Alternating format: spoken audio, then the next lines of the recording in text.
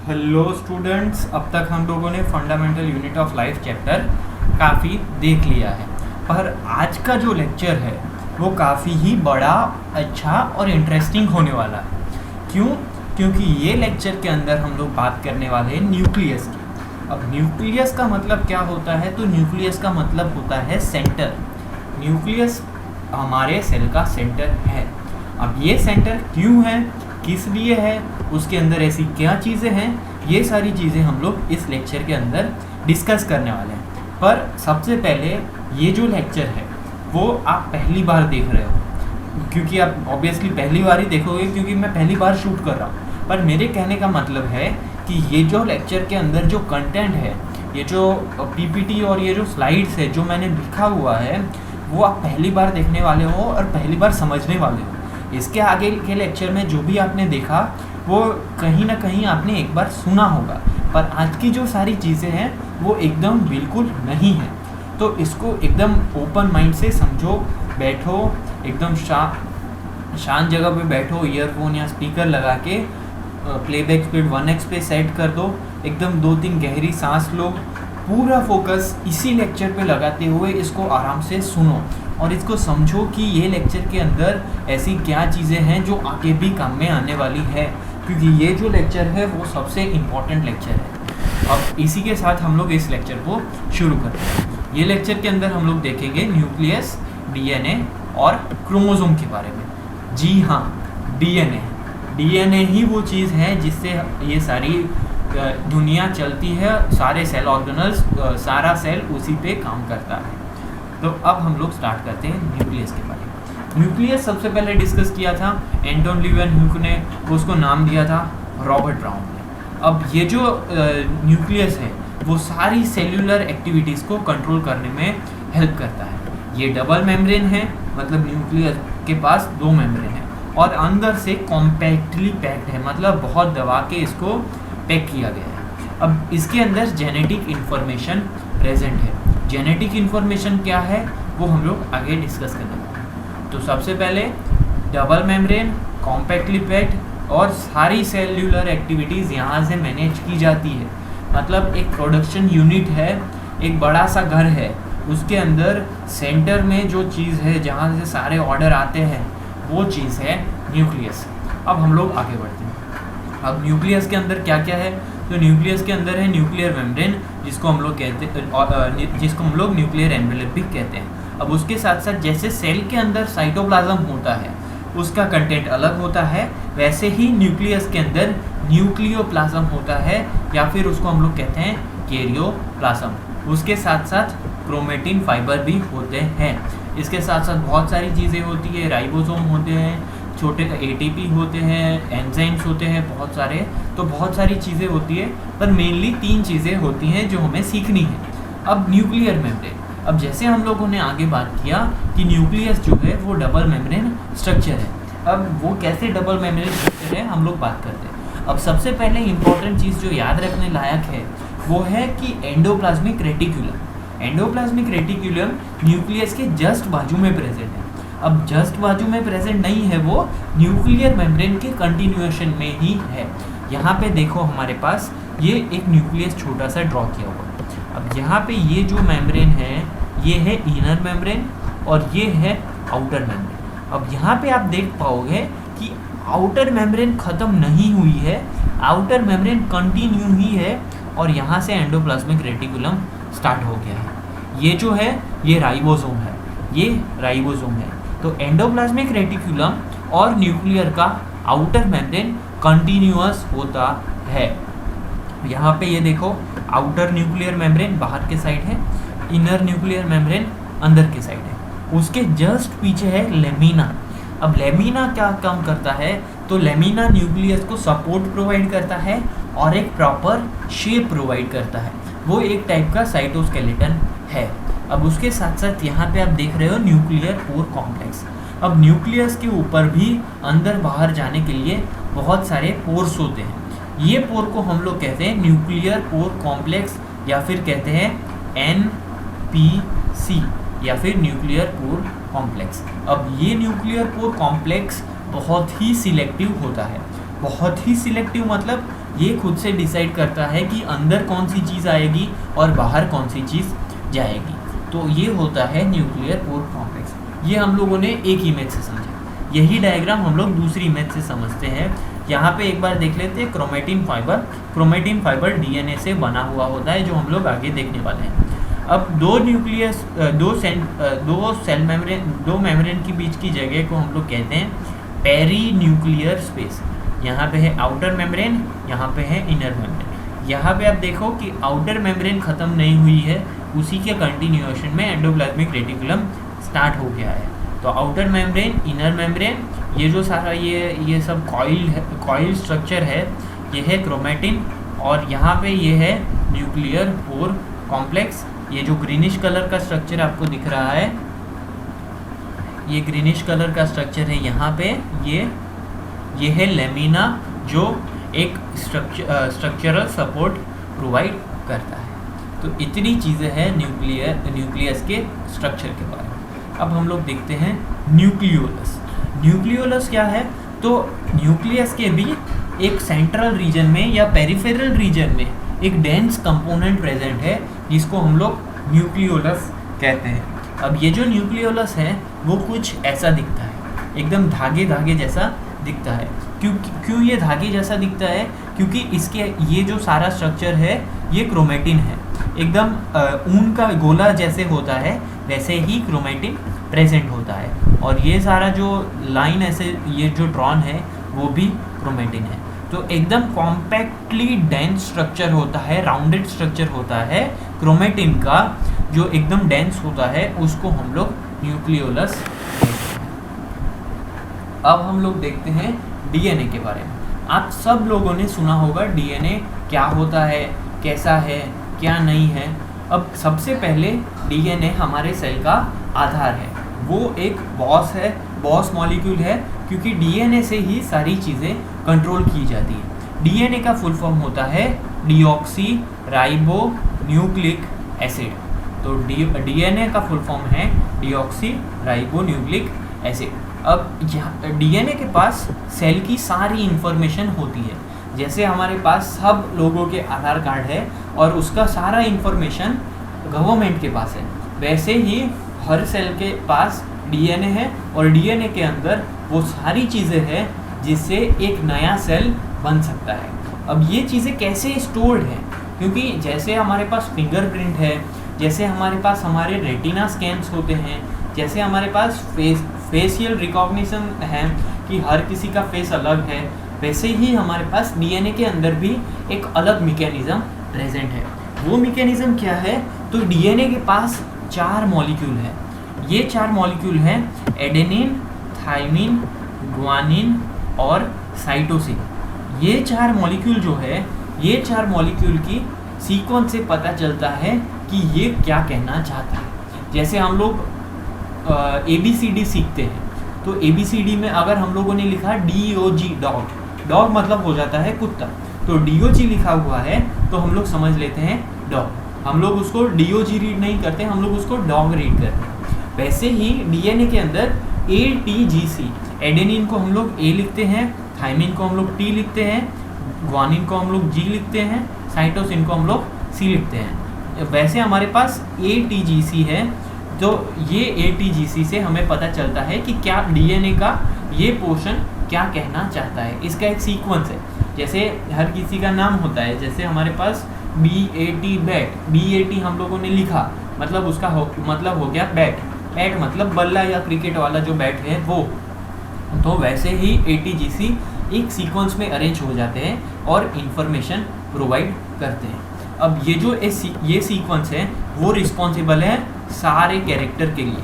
मतलब हमारे जो हाथ हैं, हमारी जो लेंथ है, हमारा जो बॉडी स्ट्रक्चर है, हमारा जो फेस है, हमारा जो अलग अलग फेस का रिकॉग्निशन है। किसी के मुंह में तिल होता है, किसी के मुंह पे तिल नहीं होता है, हर किसी का फेस अलग है, हर किसी के बाल अलग है, हर किसी के बाल काले होते हैं, किसी के बाल ब्राउन होते हैं, किसी के बाल एकदम वाइटिश होते हैं।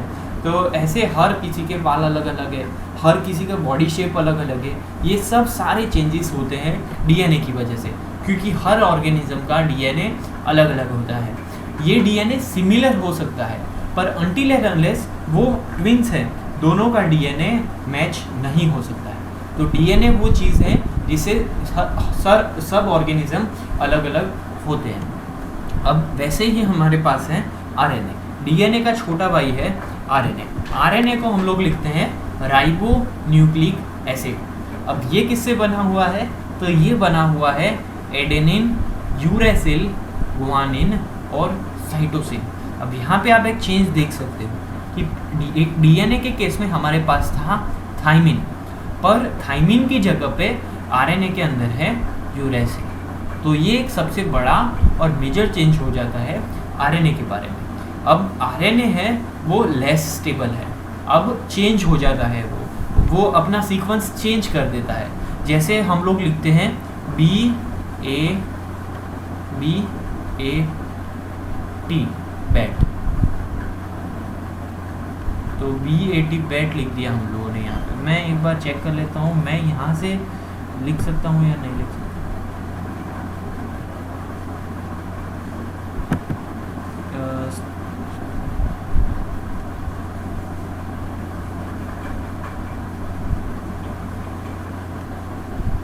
यहाँ से मैं लिख नहीं पाऊँगा, पर कोई बात नहीं, मैं ऐसे ही लिखने का ट्राई करता हूँ।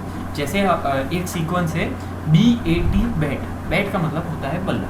अब अगर ये सीक्वेंस को मैं चेंज कर दूँ और कर दूँ TA और B, TAB टैब, तो TAB टैब मतलब चेंज हो गया, सीक्वेंस चेंज हो गया। वैसे ही डीएनए के अंदर अगर ATG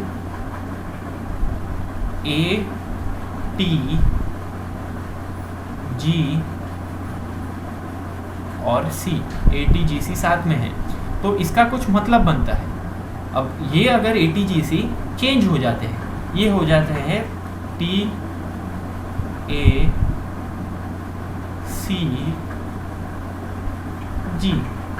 अगर ये चेंज हो जाते हैं तो इसका मतलब चेंज हो जाता है।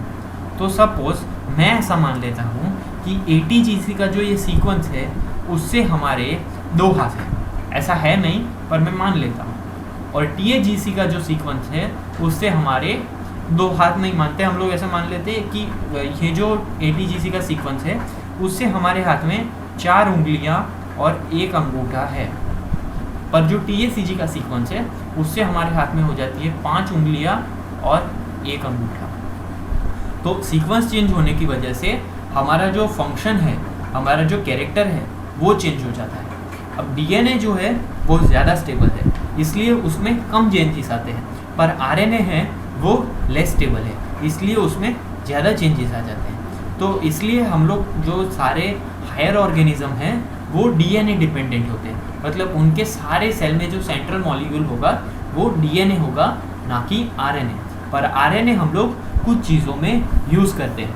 अब इसलिए हम लोग आरएनए कम यूज़ करते हैं कंपेयर टू डीएनए। तो ये बात आपको सही से समझ आ जाना चाहिए यहाँ से। तो आरएनए लेस स्टेबल है। अब हम लोग आगे बात करते हैं कि डीएनए कैसा दिखता है। अब डीएनए हमारे पास ऐसा दिखता है, ये हमारे पास यहाँ पे आपको सिर्फ इतना ही समझना है कि ऐसा हमारे पास एक लाइन है, ये लाइन के ऊपर यहाँ पे मैं लिखता हूँ A, यहाँ पे मैं लिखता हूँ T, यहाँ पे मैं लिखता हूँ G।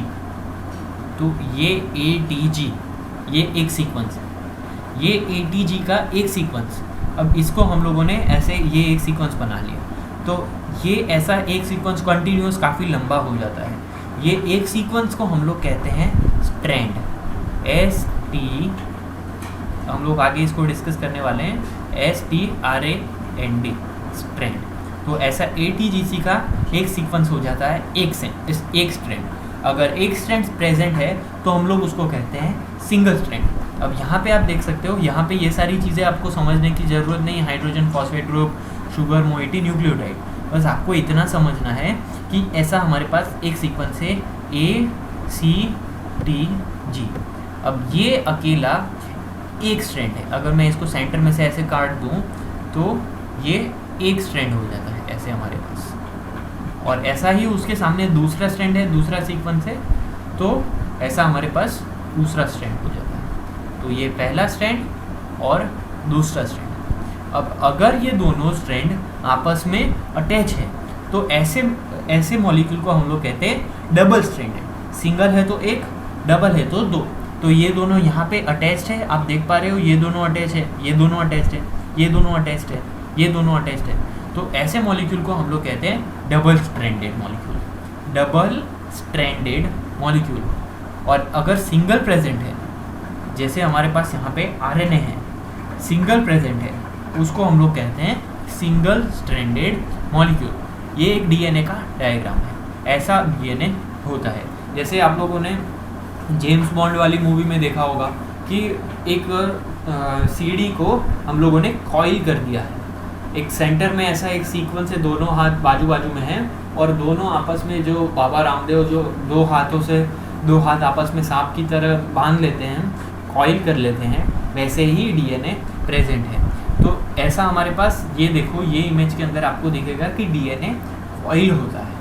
तो ये कॉइल क्यों प्रेजेंट है वो हम लोग बाद में डिस्कस करेंगे, पर ऐसे डीएनए कॉइल होता है। यहाँ पे ए है, यहाँ पे टी है, तो दोनों साथ में प्रेजेंट है। अब ये कॉइल को मैं हटा देता हूँ, तो यहाँ पे मेरे पास ये पहला सीक्वेंस, यहाँ पे मेरे पास ये दूसरा सीक्वेंस, यहाँ पे मेरे पास है एक ए और यहाँ पे मेरे पास है एक टी। तो ये पहला ए और टी साथ में अटैच है, यहाँ पे टी और ए साथ में अटैच है। तो ऐसे हमारे पास दो सीक्वेंस है। अब इसको मैंने कॉइल कर दिया, तो ये सीक्वेंस कैसा हो जाएगा, ऐसा हो जाएगा। यहाँ पे ये टी है और यहाँ पे ये ए। तो ऐसे मेरे पास दो स्ट्रैंड प्रेजेंट है और ऐसे मेरे पास डीएनए प्रेजेंट है। तो ऐसे डीएनए बनता है। ये काफ़ी अच्छा कॉन्सेप्ट है, इसको ध्यान से दिमाग लगा के समझना है, कोई टफ नहीं है। पहली बार समझोगे आपको ऐसा लगेगा कि नहीं समझ में आ रहा है, समझ में आ जाता है तो बहुत अच्छी बात है। मैं आपसे बहुत खुश हूँ क्योंकि ये सारे जो कॉन्सेप्ट है वो मीडियम लेवल के कॉन्सेप्ट है, उतने टफ नहीं है, उतने इजी नहीं। अब तक हम लोगों ने जो देखा वो इजी था, पर मैं ऐसा चाहता हूँ कि मेरे स्टूडेंट का लेवल बाकी स्टूडेंट के कंपैरिजन में एक स्टेप हाई हो, क्योंकि जब वो स्कूल में जाए या जब वो बाहर जाए तब वो बता पाए कि हमारे सर ने हमें क्या पढ़ाया और हमारा लेवल आपसे एक कदम ज़्यादा है, क्योंकि हम सब आपसे ज़्यादा है। तो ये चीज़ों के लिए इस कॉन्सेप्ट को समझना बड़ा ज़रूरी है और आई होप आपको ये कॉन्सेप्ट समझ में आया होगा। Single strand molecule, double strand molecule. एक लाइन प्रेजेंट है सिंगल स्ट्रैंड आरएनए की तरह, दो लाइन प्रेजेंट है डीएनए की तरह डबल स्ट्रैंड। तो ऐसे मेरे पास सिंगल स्ट्रैंड और डबल स्ट्रैंड मॉलिक्यूल है। अब ये यहाँ तक आपको समझ में नहीं आया है तो कोई बात नहीं, रिवाइंड करो, मुझे कॉल करो, पर्सनली व्हाट्सएप पे मैसेज करो, फिर से समझाऊंगा, तीसरी बार समझाऊंगा, चौथी बार समझाऊंगा, जब तक आपको समझ में नहीं आ जाता। तो इतनी चीज़ समझो। अब हम लोग आगे बढ़ते हैं। अब यहाँ पे भी आप देख पाओगे कि ये है सिंगल स्ट्रैंडेड डीएनए। अब यहाँ पे मैं एक सीक्वेंस ऐसा ले लेता हूँ, यहाँ पे लिख देता हूँ ए, यहाँ पे लिख देता हूँ टी, उसके नीचे भी बहुत सारी सीक्वेंस हैं। अब ये सीक्वेंस को मैंने गोला बना लिया तो वो कुछ हो गया ऐसा। ये यहाँ पे आप देख पाओगे कि ये कॉइल बना लिया है, तो कुछ हो गया ऐसा। अब ऐसे ही दो सीक्वेंस है, सामने मैंने दूसरा ले लिया टी और ए, दो सीक्वेंस हो गई, इसको मैंने फिर से कॉइल कर लिया तो ये हो गया ऐसा। समझ में आ रहा है आपको? आई होप आपको समझ में आ रहा है, क्योंकि ये कॉन्सेप्ट बहुत ही ईजी है। सिर्फ कॉइलिंग का मैटर है। एक हाथ हम लोगों ने सामने किया, दूसरा हाथ उसको सामने किया, दोनों को पास में लाए और फिर उसको घुमा के पकड़ लिया, कॉइल कर लिया है, बस सिंपल यार, इतना समझ लो। अब हम लोग आगे बढ़ते हैं क्रोमेटिन के बारे में। अब क्रोमेटिन को समझने से पहले अगर आपको ऐसा नहीं समझ में आया तो पिछले वाले स्लाइड पे ही रुक जाना, समझना, और इसी चीज़ को कंटिन्यू करने से पहले दो बार यहाँ तक समझ लेना, क्योंकि यहाँ तक समझ में आया फिर ही आप आगे बढ़ पाओगे। अब क्रोमेटिन को समझने से पहले हम लोग ये एक चीज़ डिस्कस कर लेते हैं कि होती क्या है क्रोमेटिन। अब ये देखो, यहाँ पे ये हमारे पास ATGC है, ये एक सीक्वेंस पूरा ऐसा है। अब यहाँ पे आपको जो चीज़ नहीं समझनी है वो है न्यूक्लियोसोम हिस्टोन, इसको दिमाग से हटा देना है। अब डीएनए हेलिक्स को भी दिमाग से हटा देना है, सिर्फ इतना याद रखना है, क्रोमेटिन क्रोमोसोम। अब एक सेल है, एक सेल के अंदर, सेल तो माइक्रोस्कोपिक है, पर एक सेल के अंदर डीएनए होता है 2.2 मीटर जितना लंबा। ये फैक्ट चीज़ है। एक सेल है, उसके अंदर डीएनए होता है 2.2 मीटर लंबा। इसको अगर हम लोग सीधा कर ले तो अब ये 2.2 मीटर लंबे डीएनए को हमें कॉइल करना है, हमें कंडेंस करना है, हमें उसको दबा देना है, जिसकी वजह से ये डीएनए एक छोटे से माइक्रोस्कोपिक सेल के अंदर एडजस्ट हो जाए, और उसी चीज़ को हम लोग क्रोमेटिन के थ्रू करते हैं। तो ये हमारे पास ऐसे डीएनए 2 सीक्वेंस में प्रेजेंट है, उसको हम लोगों ने सबसे पहले कॉइल कर दिया।